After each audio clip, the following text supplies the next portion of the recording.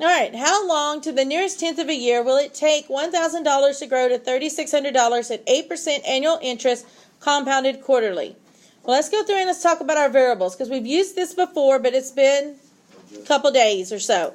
So what does the A stand for? What does it represent? Amount started with. Not the starting amount. Final amount. It's your final amount. Anytime, even in science, guys, when it has the A equals, the P equals, the H equals, whatever, it's always your ending amount. So do I know what A is in this problem? 36,000. That's 3,600, but yes. 3,600. What does P represent? Started interest. It's your principal, which is your beginning amount. Do I know how much I started with? 1,000. 1,000.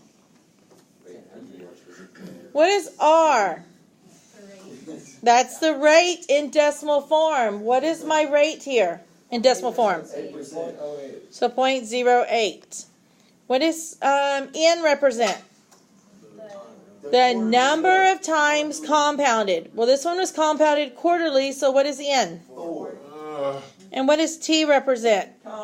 Time in years. How do I have the time? The nearest 10. That's what we're after, isn't it? Yes. All right, so let's plug in what we know.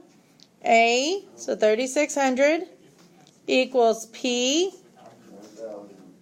times 1 plus 0.08 divided by 4. 0.08 divided by 4 raised to the... 4 times T. All right. That's a lot of words. Where is my variable at? T. It's an exponent. It's in the exponent. So we need to get that exponent, or the exponential part by itself. So I need this by itself, so what do I need to get rid of? Parentheses. No. Subtract 1,000. I need to get rid of the 1,000, but I'm not going to subtract it. What am I going to do? I'm going to divide it because it's being multiplied. 36. So multiply both sides, divide both sides by 1,000. And so we get 3.6 equals, let's go ahead and put that's in parentheses in our calculator. So it gives us 1.02 and it's raised to the 4t. What do we do now? 4T. 14. 4t.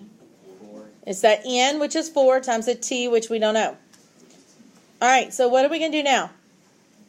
Divide by 1.0. I can't. It's raised to the 4t. Just square root thing. No, you can't square root a variable.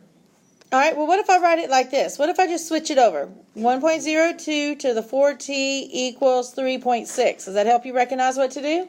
No. What form are we in? Log. We're in exponential form, and obviously, from the sound of y'all, we are stuck. So what do we do when we're stuck in exponential? Switch it to log. So tell me, what is my base? 1.02. Raised to the y, which is 3.6. b raised to the y, 4T. 4t, equals the x, which is, 3.6. so change it to log. So log, what is my base? 1.02. Of what's my x? 3.6. Equals y, which is, 40. let's go ahead and let's work on just that right there. Okay, don't worry about the equals 4t right now. We'll deal with it in a minute. Let's go ahead and put this in our calculator. How am I going to put log base 1.02 of 3.6 in my calculator? 3.6 divided by log 1.02. All right, sounds like he wants to use common logs. So it's going to be log over log. What goes on top? 3.6. And what goes on bottom? And that's equal to 4t. So go ahead and put that in your calculator. Log of 3.6 divided by log of 1.02. All right, so when you put that in your calculator, you got 64.685, and it's still equal to 4t, right? Yes. So I rewrote it up there at the top to make it easier to see. And what do we do now? Divide by 4. Divide by the 4. And so we get t equals 16.171 approximately. Now, it told me, though, to round to the nearest tenth. Yes. So, what do we get?